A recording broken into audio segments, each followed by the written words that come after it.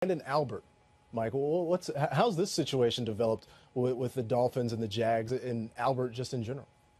All right, so I reported yesterday that Albert was going to be released. Then all of a sudden he wasn't released. There was talk of a trade, and people couldn't figure out how we got to that point. Well, this kind of stuff happens from time to time. I pointed to Darren Sproles a couple of years ago. He was informed by the Saints that he was going to be released. That news got out there, and all of a sudden a couple of teams started to scramble, and the Eagles wound up trading for him. That was a similar situation to what happened here with Branden Albert, and I can tell you that the team right now, according to a source that is the far-away leader to get Albert, is the Jacksonville Jaguars. And what I'm told is the Jaguars had a bit of a concern if he hit the free agent market and there were going to be multiple suitors, that maybe they weren't going to be in position A to make that happen. So that's why they turned to a trade possibility to get Albert basically before he hit the market. And as long as he was agreeable to going there, then that would be the place that he would wind up. Now, there are a lot of logistics that have to be worked out, and nothing can be completed until March 9th when the league year begins. And part of those logistics is going to be Albert's contract. He knows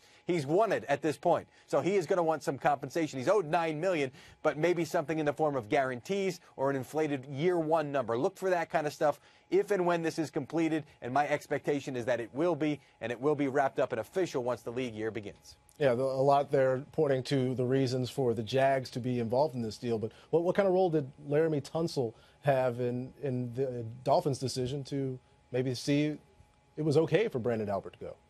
Huge, because Albert, number one, he played solid football last year, and he did it with a wrist injury that knocked him out for a couple of games. And when he did come back, I remember Dolphins coach Adam Gase being relieved that he had his full and starting offensive line back, and that included Branden Albert. Now, that wrist, by the way, is completely healthy. So the Jaguars, if they are the team that winds up getting him, are going to get a healthy Branden Albert, and you're going to get a guy that can play tackle, that can play guard, that can do all these kinds of things. My point being, if he's valuable to the Jaguars and to some other teams, why wouldn't he be valuable to the Dolphins? Well, because they drafted Laremy Tunsil, and they saw some really good things from Tunsil in his rookie season, and the expectation on their end is he's ready to go to left tackle. They're saving money wherever they can. So saving the money on Branden Albert is the way that they wanted to go, with Tunsil being ready to be their left tackle of the future.